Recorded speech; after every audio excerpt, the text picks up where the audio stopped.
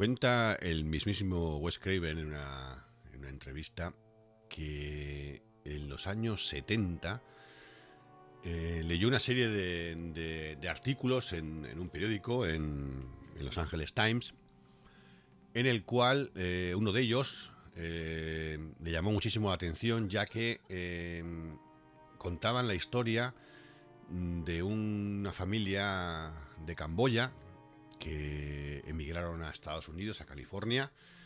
Y bueno, pues en esa familia había un joven, su hijo, y resulta que bueno, pues que tuvo una serie de problemas de adaptación. Ya venían de una situación difícil y dura de su país, y bueno, pues digamos que no lograban eh, estabilizarse de manera ni siquiera emocional en el país, por todo lo que habían vivido anteriormente, y esto le provocaba a este joven, a este chaval, una serie de pesadillas que le hacían pasar muy malas noches.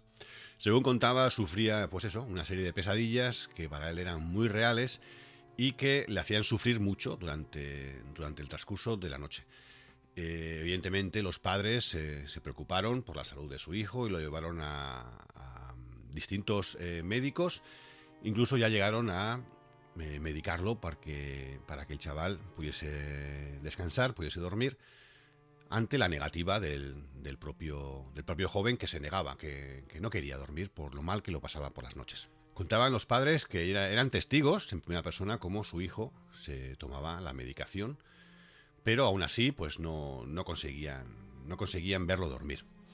En una de estas ocasiones, el joven se pasaba viendo la televisión en la parte inferior de la casa, en la planta principal, y en una ocasión pues el padre se levantó de noche y vio a su hijo dormido en el sofá. Fue entonces cuando aprovecharon la ocasión, felizmente, de ver a su hijo que por fin descansaba, lo cogieron en brazos y lo llevaron a su cama, a su habitación, para que pudiese dormir. Al transcurso de unas horas, según cuenta la información, una serie de ruidos y de gritos, golpes, despertaron a los padres, que fueron corriendo a la habitación de su hijo, pero llegando tarde. Su hijo había fallecido y no sabían por qué. En el transcurso de la investigación descubrieron que el chaval, las pastillas, la medicación que tomaba, que había sido indicada para que la tomase para poder dormir, pues la escupía y las devolvía, no se las comía. E incluso descubrieron en la habitación escondida una máquina de café, con café. Realmente, pues eso, el chaval tenía mucho miedo a quedarse dormido y al final, por lo que fuera, falleció. En la autopsia revelaron que no existía ningún fallo cardíaco y que se desconocía la causa de la muerte. Esto fue lo que Wes Craven comentó que fue una inspiración para crear esta saga de películas, esta saga de pesadilla en Elm Street. Y bueno, pues esta película comenzó en 1984, no sin antes tener muchísimos problemas de financiación, porque no conseguía en aquel momento que nadie apostase por esta idea que había tenido Wes Craven. Había repartido el guión de esta película, de esta idea suya, en distintas productoras, pero todas le negaron, hasta que por fin encontró a alguien conocido y que apostó por él, y poco a poco, costándoles mucho trabajo, consiguieron la financiación necesaria para realizar esta película de Pesadilla en Elm Street. La película, como digo, se estrenó en 1984 y nos narra, pues eso, hay un personaje que, comienza la película, mejor dicho, con una especie de... no es a pantalla completa lo que estamos viendo, es una especie de recuadro en el cual vemos así a lo lejos, muy tímidamente, como alguien está fabricando algo con una serie de herramientas, objetos metálicos, y van viendo cómo va golpeando con un martillito, unas cuchillas, como va afilando algo. Siempre, durante toda la película, la sintonía de Pesadilla en Elm Street, que se va a repetir durante toda y absolutamente toda la película, con distintas versiones.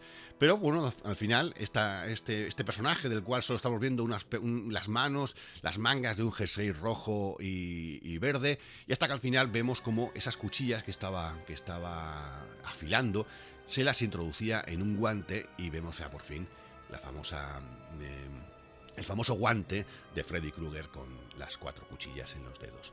Ahí es una especie de presentación, sin verle la cara ni nada, de quién iba a ser, no el protagonista de esta película, aunque todos quizá pensemos, porque a mi entender, después de haberla revisionado, después de no sé cuántos años, da la sensación de que aquí Freddy Krueger, como todos podemos pensar que a lo mejor es el protagonista de esta película, el protagonista son los jóvenes y su familia. Estamos viendo a 2 parejas de adolescentes con sus movidas de adolescentes americanos y bueno, pues con sus ligoteos y sus historias. Y bueno, pues resulta que la película comienza con la pesadilla de una de las protagonistas, con Tina. Tina descubre en su pesadilla, que está muy bien recreada en esta película, porque sí da un ambiente de terror y está dando pues los sonidos. Se oye de fondo la voz de alguien, una voz metálica, Tina, muy mágica, me gusta muchísimo. Una oveja que cruza la pantalla en un túnel, ruidos, gemidos, gritos, muy un ambiente de pesadilla. Un ruido también muy característico que vamos a escuchar, un efecto que vamos a escuchar mucho en esta y en todas las películas, es el sonido de metal contra metal, ¿no? De las cuchillas rozando el metal, ¿no? Ese sonido, ese chirriante como cuando hacemos con un tenedor o con un cubierto sobre un plato, ¿no? Es mágico realmente, y cómo logra conseguir ese miedo que podamos tener quizá ahí dentro, ¿no? De nuestra cabeza, y no nos damos cuenta esa pesadilla que podamos ir teniendo, ¿no? Me gusta muchísimo, pero como digo, bueno, pues ella descubre que lo que ha soñado, que se ha encontrado con un tipo, con un guante, con unas cuchillas, ha logrado despertarse del sueño, y cuando se despierta se da cuenta que en su camisón tiene pues unos cortes, 4 cortes, ¿no? Como si alguien lo hubiese rajado. Entonces ella recuerda, ¿no? Pues que en su pesadilla pues había un tipo, ¿no? Pues que tenía esas cuchillas en un guante, y que cómo era posible, ¿no? Que en una pesadilla había tenido esto, y resulta que luego al despertar había visto el efecto real en su camisón. Ahí ya empieza un poquito a sospechar de algo, empieza a preocuparse, pero esta preocupación va en aumento cuando empieza a comentarlo con el resto de sus amigos, que independientemente de, bueno, que si le creen o no le creen, digamos que van poniendo caras raras, porque ellos también, de alguna manera, han tenido una pesadilla o han soñado con este personaje.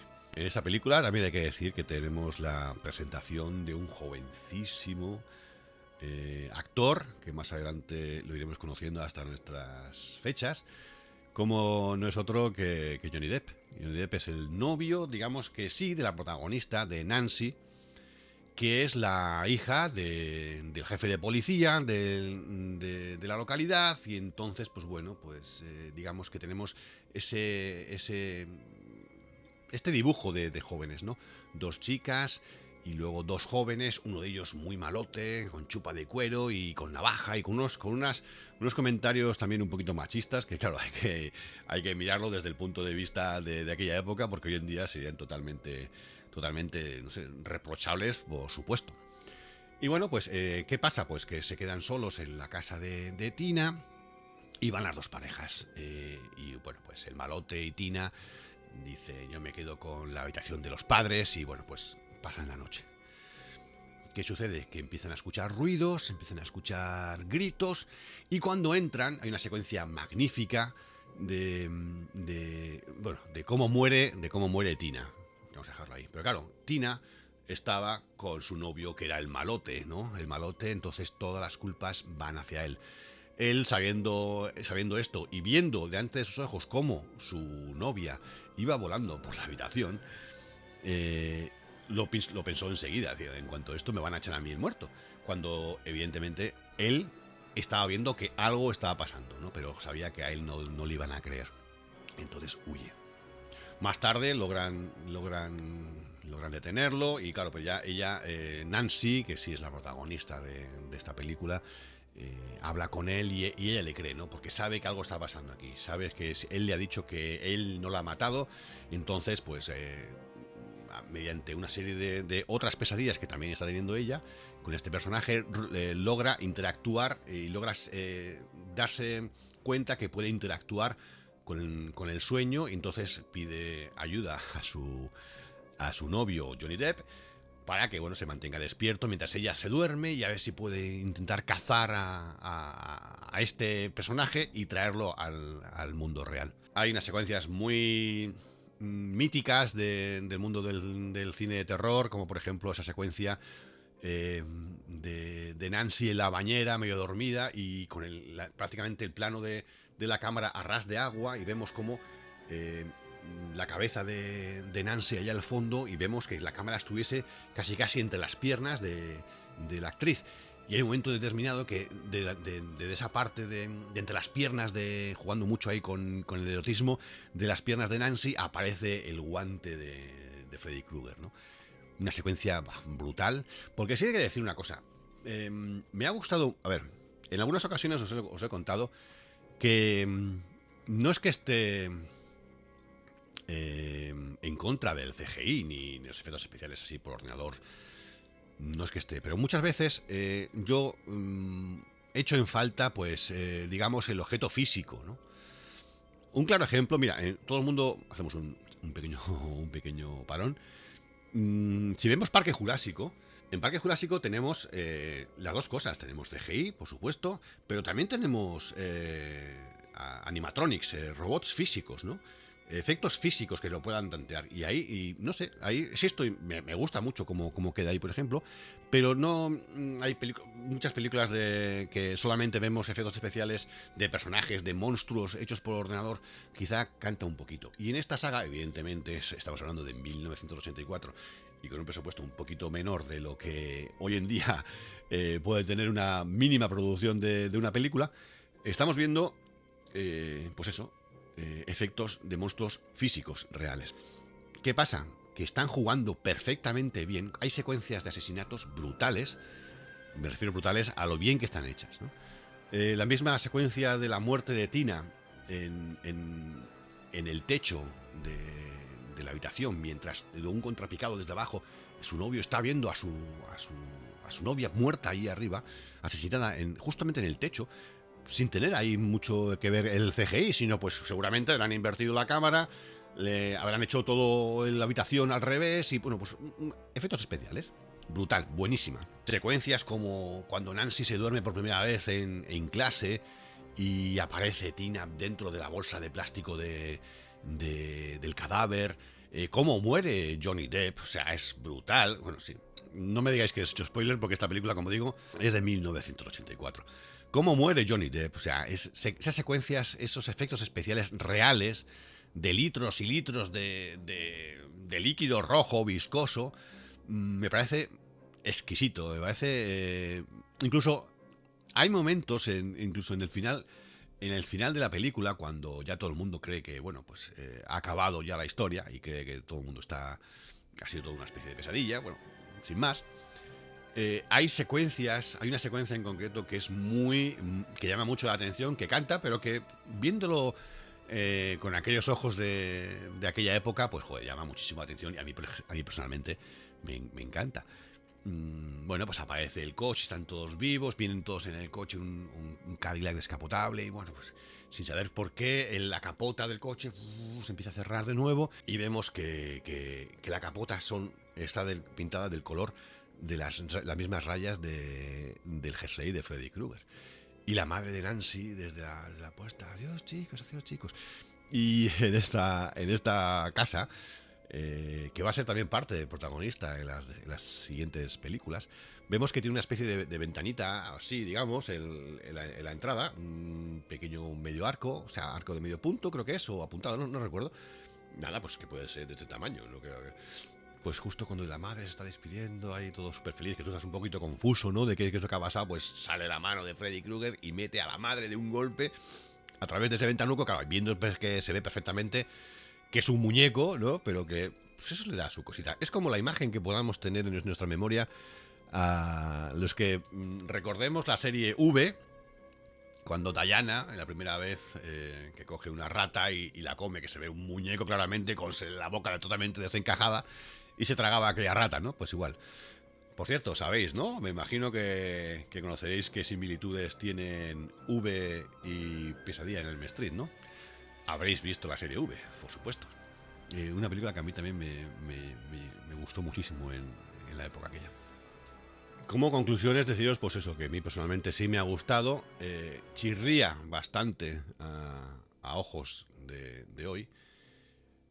Cosas que, bueno, también éramos más pequeños, éramos más inocentes y no nos fijamos en otros temas. Y ahora mismo, por ejemplo, sí te das cuenta, ¿no? Que hay cosas que esto como canta, ¿no? Pero bueno, hay que saber, hay que reconocer que era otro cine, eran otros métodos y era muchísimo menos presupuesto. Sin embargo, pues eso, me ha llamado la atención que quizá todos tengamos en la memoria que Freddy Krueger es el protagonista, y aquí digamos que los protagonistas son los chavales, sobre todo Nancy, y descubren, que no os lo he contado, más adelante quizá en otra película, quién es Freddy y qué tiene que ver con ellos. ¿Por qué está matando a estos chicos? Porque solamente mata a gente por una relación con sus padres, pero ya lo hablaremos en otra película. El personaje de Freddy Krueger irá creciendo en posteriores películas. Robert Englund, que es el que interpreta a Freddy Krueger, no os lo he dicho, pero he empezado a hablar de esta saga porque recientemente he visto una noticia de que había dicho Robert Englund que ya no iba a hacer más el personaje de Freddy Krueger. Diciendo eso, ¿no? Ya que con 77 años como que no se ve para, digamos, mancillar el nombre de Freddy Krueger, ¿no? Pesadilla en Elm Street, 1984, Wes Craven. Peliculón para la época y un poquito raro viéndolo ahora. Os he contado cómo le llegó la idea de crear esta película, como un asesino que actúe en sueños, cómo le llegó a inspirarse a Wes Craven a la hora de crear Pesadilla en Elm Street. Y según cuenta, también en la misma entrevista, Wes Craven cuenta que cuando era niño, con su familia, que estaban en casa, era de madrugada y que, bueno, pues que se despertó y miró por la ventana porque había escuchado una serie de ruidos y vio en el fondo de su calle a alguien que iba caminando de forma extraña, metiendo ruidos por la acera. Entonces el niño, como era Wes Craven en aquel momento, pues se asomó por la ventana y vio a aquel personaje haciendo, pues eso, pues andando de mala manera, seguramente iría borracho o drogado, pero bueno, que le llamó la atención al niño aquel. Entonces hubo un momento determinado en que aquel tipo que estaba deambulando por la calle se gira y le clava la mirada a Wes Craven desde abajo del suelo. Entonces el niño poco a poco se asusta y entonces va poco a poco, como digo, va retrocediendo hasta que ya a través de la ventana no le puede ver. Dice que contó hasta 100, 200 o 300, dice no recuerdo cuánto conté, y empezó de nuevo a ir poco a poco hacia la ventana a ver si aquel tipo había desaparecido. Dice que cuando se acercó y logró volver a ver la acera, se encontró de nuevo con aquel tipo mirándole fijamente, incluso que hizo una especie de ademán diciéndole como que me he dado cuenta que me estás mirando y quiero que te des cuenta de que yo te estoy mirando. El niño se asustó bastante, permaneció quieto y vio como aquel personaje empezó a caminar de muy malas maneras hacia la entrada de su bloque de edificios. Fue corriendo el chaval de madrugada, como digo, a pegar la oreja en la puerta de su casa y escuchó como la entrada de abajo, del portal de abajo, se abría. En ese momento se asustó tanto, entró en pánico que despertó a todos a sus padres y a su hermano, que contando lo que había sucedido, pues se pusieron muy nerviosos. Dice Wes Craven que su hermano llegó a coger un bate de béisbol y bajó hacia por las escaleras abajo para encontrarse a aquel tipo, pero que jamás lo encontró, que había desaparecido. Dice Wes Craven que jamás pudo olvidar aquella mirada de aquel tipo con sombrero, que hoy en día le inspiró a crear el personaje de Freddy Krueger. Así que con esto es todo. Pesadilla en Elm Street. No es la portada original, pero bueno, es del pack que tengo, así que esta es Pesadilla en Elm Street. Por cierto, os voy a contar una pequeña anécdota que me acabo de acordar. Resulta que yo venía de una excursión con el colegio, que quizá esto lo tenía que haber contado al principio. Recuerdo que veníamos de una excursión con el colegio y a la hora de bajarnos del autobús, los amigos del colegio nos acercamos hacia en la plaza de mi pueblo. Había una esquina, que la cual ponían los carteles de los dos cines que teníamos antaño aquí en el pueblo. Entonces, en una esquina, en un lado ponían la portada de la película que iban a proyectar ese fin de semana en un cine, y en la otra esquina pues ponían lo que iban a poner en el otro cine. Y recuerdo perfectamente cómo llegar allí, mirar con la boca abierta aquello, porque a mí me gustaba mucho pasar por allí y mirar las películas que iban a poner, porque antes, antaño también, tú bajabas al cine y tenías en la entrada fotogramas en una especie de trípode de corcho, pegados con chinchetas, una serie de fotogramas de la película para que tú supieses de qué iba la película y tú te hicieses tu propia película de lo que estabas viendo en aquel momento, ¿no? Y recuerdo ver la portada allí de la película Pesadilla en Elm Street 4. Aquello era en 1988. Y sin haber visto las primeras, me llamó muchísimo la atención.